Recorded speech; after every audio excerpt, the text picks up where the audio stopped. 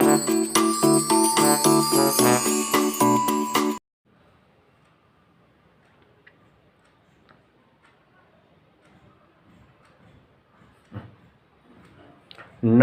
संस्कृताय।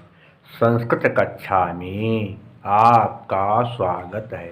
मैं प्रतीत राम वर्मा, असिस्टेंट प्रोफेसर, श्री गांधी महाविद्यालय, सिधौली, सीतापुर।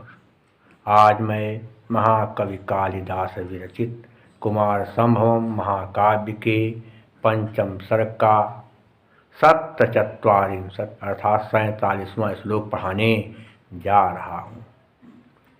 जटाधारी नवयुवक पार्वती से कह रहा है कि हे देवी। जटाधारी नवयुवक पार्वती से कहा कि हे देवी। क्या कहता है?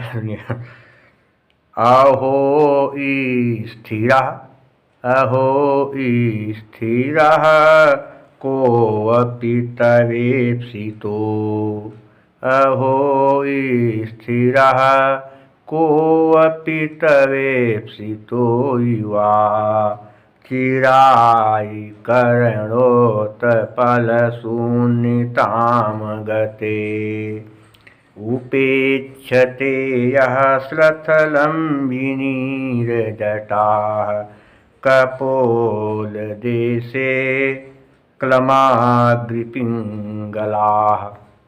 अहो माने कहते आश्चर्य है, स्थिरा माने कठोर, स्थिरा माने कहते कठोर हृदय वाला। कोवपि कोई भी, कोवपि क्या है? कोवपि को माने को संदर्भ करें क्या होगा? संदर्भ करना है।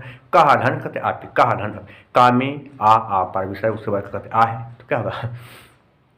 का में आ पर विषय, उसका अर्थ फिर छोटा है। तो यदि छोटा आ पर विसर्ग उसका अर्थ फिर छोटा हो तो संधि करने पर अतोरोध प्लुताद पुलते के नियम से विसर्ग कऊ बन जाएगा। बन गया कऊ का विसर्ग था, क्या बन गया? विसर्ग ऊ कऊ।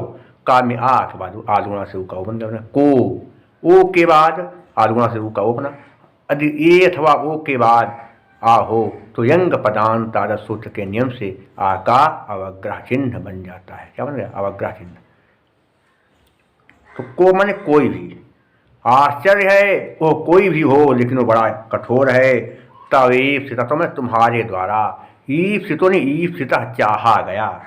यहाँ पर ईप्सिता धनिवा हस्या से विसर्ग कऊ फिर आलुगुणा से कऊ बना। ईप्सिता कहते चाहा गया, युवक वो कोई भी युवक हो लेकिन वो बड़ा कठोर हृदय वाला है। ये बड़े आश्चर्य की बात है। चिराय कहते बहुत समय से, कर्णोत्पल शून्यताम गता गते। कर्णोत्पल, कर्ण माने कान के पास, उत्पल माने कमल, शून्यताम सुनसान हो गया, गते माने हो जाने पर।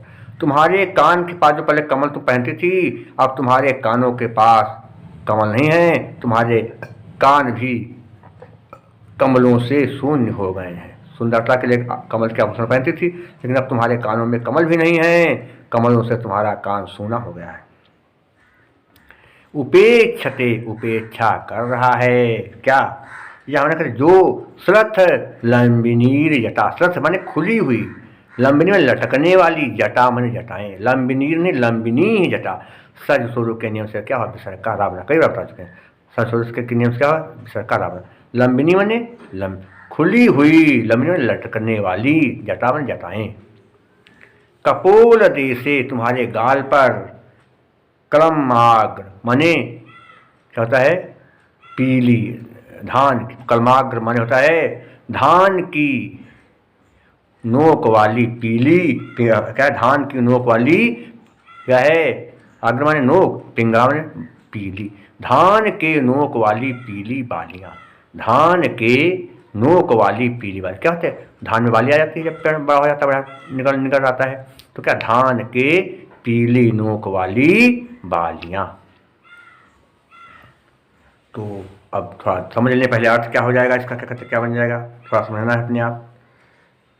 ये सचमुच बड़े आश्चर्य की बात है देवी, ये सचमुच बड़े आश्चर्य की बात है कि जिस युवक को आप चाहती हैं वो बड़ा ही निर्दयी है, हठीला है, कि बहुत दिनों से कर्णफूल, बहुत दिनों से कर्णफूल से सूने हुए आपके गालों पर लटकी हुई इन धान की बालियों के समान पीली जटाओं को देख करके भी उसका हृदय नहीं पिघल रहा है। ये बड़े आश्चर्य की बात है।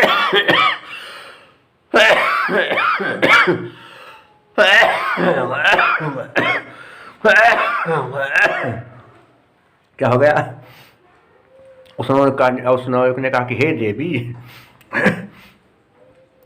ये सचमुच बड़े आश्चर्य की बात है। हे देवी, ये सचमुच बड़े आश्चर्य की बात है कि जिस युवक को आप चाहती हो वो युवक ऐसा निर्दयी है, हठीला है कि तपस्या है, इतना निर्दयी और हठीला है कि बहुत दिनों से कर्णफूल से सूने हुए आपके गालों पर लटकी हुई धान की बालियों के समान पीली जटाओं को देख करके भी उसका हृदय नहीं पिघलता है, आप पर उसको दया नहीं आती है। कैसी बात है? यह समझ में नहीं आ रहा है। समझ गए पुराण कि हे देवी, हे देवी, ये सचमुच बड़े आश्चर्य की बात है कि जिस युवक को आप चाहती हो वो ऐसा निडर, वो ऐसा निर्दयी और हठीला है कि बहुत दिनों से कर्णफूल से सूने हुए आपके गालों पर लटकी हुई धान की पीली बालियों के समान आपकी पीली जटाओं को देख करके उसका हृदय नहीं पिघलता है, उसको तनिक भी दया नहीं आती। ये हो गया। देखिए अब कहाँ पर चीज़ें जो बताना, कर्णोत्पल, कर्ण धन उत्पल, अड़ा में आ के बाद ऊ, आदुणा से क्या होगा, ऊ का ओ बन गया। आप जानते हैं अगर आ के बाद ऊ आए तो आदुणा के नियम से क्या होगा, आ के बाद ऊ है तो ऊ का ओ बन जाएगा।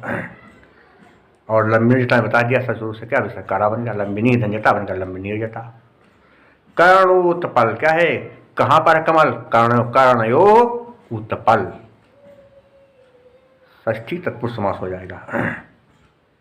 और क्या है, अग्र पिंगला, अग्र भाग है पीला इसका, वो अग्र पिंगला यस्याह, यासाम बनेगा, अग्र पिंगला यासाम ताह, बहुव्रीहि समास बन जाएगा। और इसमें देखें और क्या है, लंबिनी जटा, लंबिनी जटा, जटा लंबिनी जटा यस्याह, समास बहुत अच्छा हो जाएगा यहाँ पर, यहाँ तो बदल जाएगा। और ये बताएंगे कौन सी रीत होगी, तो अब देखेंगे प्रत्यय पहले कहाँ है। युवा में क्या है, त्रिच प्रत्यय, जटा में ता प्रत्यय, चिराय में लेप प्रत्यय। और अलंकार कौन सा है, पार्वती जी की विशेषताएं बताई जा रही हैं कि पार्वती जी के कान जो हैं कमलों से शून्य हैं, उनकी जटाएं बहुत जो हैं, उनकी जटाएं खुली हुई हैं, लटकी हुई हैं और जटाएं पीली पड़ गई हैं। तो पार्वती जी की विशेषताएं बताई जा रही हैं, इसलिए यहाँ पर परिकर अलंकार क्या होगा, उक्तैर विशेषणैः साभिप्रायै सपरिकरो मतः। और गुण कौन सा, प्रसाद गुण, वही चीज़ कि जो बात कही जा रही स्पष्ट हो रही पूरी बात सारी। चित्तम व्यापनोति क्षिप्रम शुष्कन्धेन मिवानलः सप्रसादः समस्तेषु रसेषु रचनासु च। और समास यहाँ काफ़ी मिल गया, इसलिए क्या हुआ, समास बहुला गौडी, गौडी रीत है, सब जगह थे वैसे भी यहाँ गई गौडी। और क्या है, भारती वृत्ति है। शेष मैं आपको अगले अंक में पढ़ाऊंगा क्योंकि अब ज़्यादा बचा नहीं है, 3 श्लोक और बचे हैं, 48, 49, 50, तो किसी दिन कल हो जाएगा या फिर परसों किसी दिन पढ़ा देंगे। बस आपका पूरा, मैंने BA भाग 1 का पूरा पाठ्यक्रम जो है अपलोड कर दिया है।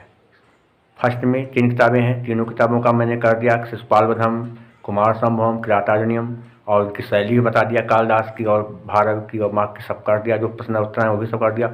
सेकेंड पेपर जो है आपका वो भी मैंने पूरा कर दिया है क्योंकि संज्ञा संधि प्रकरण में सब बता दिया है, कुछ भी बाकी नहीं है। अगर आप क्लास में नहीं आ पाए हैं तो मेरा सारे वीडियो देख लीजिए और उससे भी आपको पूरा ज्ञान मिल जाएगा। तो आज के लिए बस इतना, शेष मैं आपको अगले अंक में पढ़ाऊँगा। तब तक के लिए नमः संस्कृताय।